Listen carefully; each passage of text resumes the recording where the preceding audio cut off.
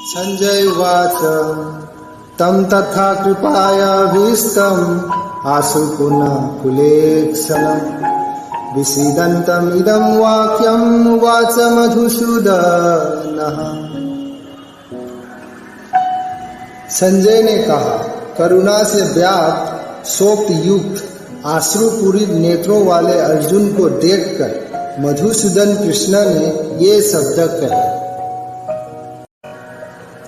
श्री भगवान वाच कुतस्त्वकस्मलम् ईदं विषमे समुपस्थितम् अनार्यजुष्टम् अस्वर्ग्यम् अकृतिकरम् अर्जुन। श्री भगवान ने कहा, हे अर्जुन, तुम्हारे मन में ये कलमश आया कैसे? ये उस मनुष्य के लिए तनिक भी अनुकूल नहीं है जो जीवन के मूल्य को जानता हो। इससे उच्च लोक को नहीं अपितु अपयश की प्राप्ति होती है। कलेवयं समगमः पार्थ नैतत्त्वयि उपपदयते शूद्रं हृदय दुर्बल्यं त्यक्त्वा उत्तिष्ठ परन्तप। हे पिता पुत्र, इस हीन नपुंसकता को प्राप्त मत हो, ये तुम्हें शोभा नहीं देती। हे शत्रुओं के दमन करता, हृदय की शूद्र दुर्बलता को त्याग कर युद्ध के लिए खड़े हो।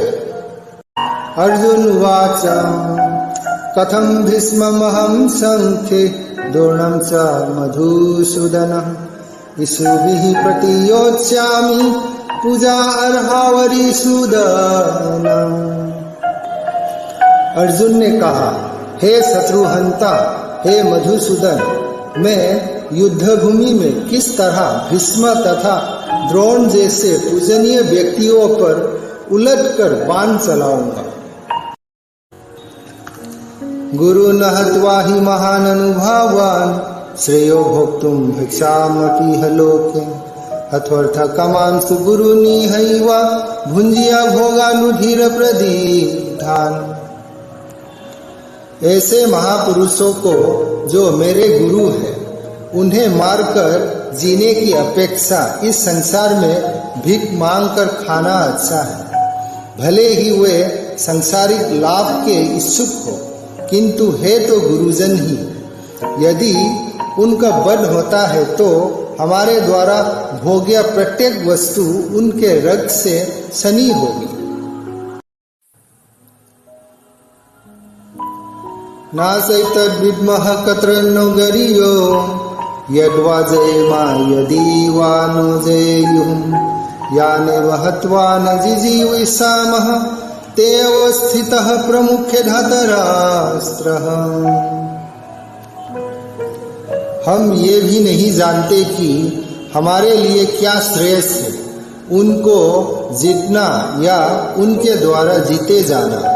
यदि हम धृतराष्ट्र के पुत्र का वध कर देते हैं तो हमें जीवित रहने की आवश्यकता नहीं है। फिर भी वे युद्ध भूमि में हमारे समक्ष खड़े हैं। कार्पण्य दोषपहत स्वभावः पृच्छामि त्वां धर्म समुदः चेतः यश्रेयः स्यान्निश्चितं ब्रूहि तान्मे शिष्यते अहं साधिमां त्वां प्रपन्नम्।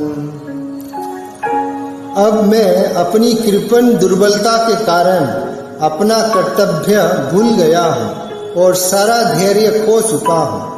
ऐसी अवस्था में मैं आपसे पूछ रहा हूँ कि जो मेरे लिए श्रेयस्कर हो उससे निश्चित रूप से बताइए। अब मैं आपका शिष्य हूँ और आपका शरणागत हूँ, कृपया मुझे उपदेश दे।